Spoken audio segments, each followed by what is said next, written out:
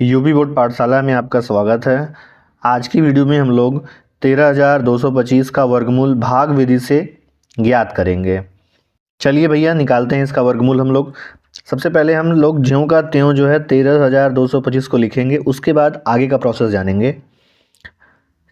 ये हो गया 13,225। ठीक है।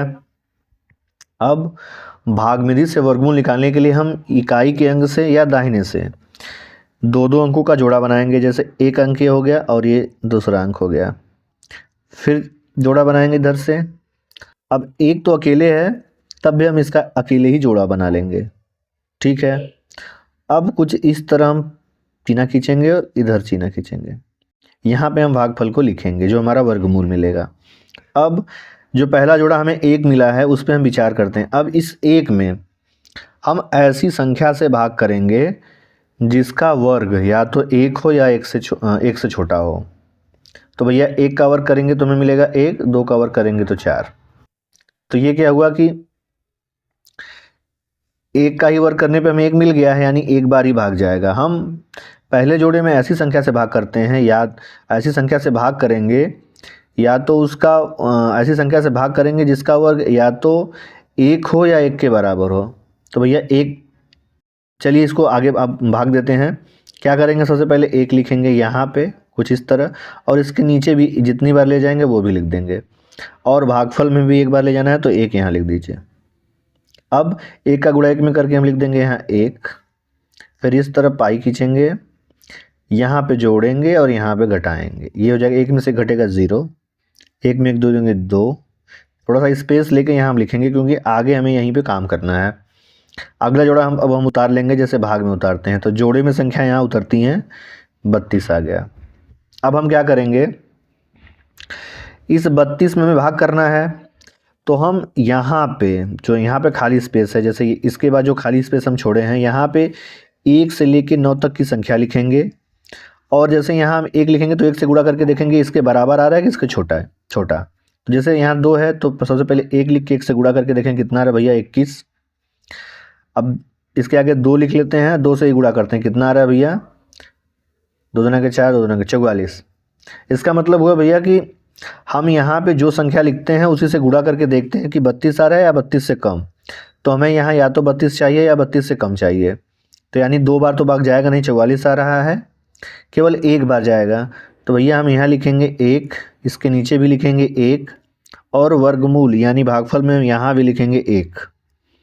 अब हम ऐसे एक चीना खींच लेंगे, इससे 21 का गुणा एक में करेंगे तो कितना आएगा भैया 21। अब यहाँ जोड़ना है, यहाँ घटाना है। सबसे पहले जोड़ के लिख देते हैं 22। ठीक है।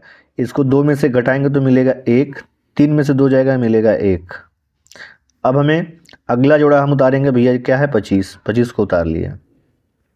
ठीक है, 25 उतर गया हमारा। अब हम क्या करेंगे, हमें अभी 1125 लाना है। इसके आगे 1 से लेकर 9 तक की संख्या लिखना है 22 के आगे, और उसी संख्या से गुणा करके हमें देखना है कि 1125 आ रहा है कि नहीं या उससे कम। तो सबसे पहले हम किससे चेक करेंगे भैया, एक से चेक करेंगे। तो 22 से 22 के आगे एक लिखेंगे, फिर एक से गुणा करेंगे, कितना मिलेगा हमें 221। अब आगे दो लिख के चेक करते हैं, 2 22 है, उसके बाद दो लिख लिए, दो से ही गुणा करेंगे। जो संख्या यहाँ लिखते हैं उसी से गुणा करते हैं। दो दूना के चार, दो दूना के चार, दो दूना के चार। अब हम यहाँ तीन लिख के चेक करते हैं भैया, 3 3 के 9, 3 दूना के 6, 3 दूना के 6, 669। अब फिर आगे चार लिख के चेक करते हैं। हमें या तो ये संख्या चाहिए या इससे छोटा चाहिए।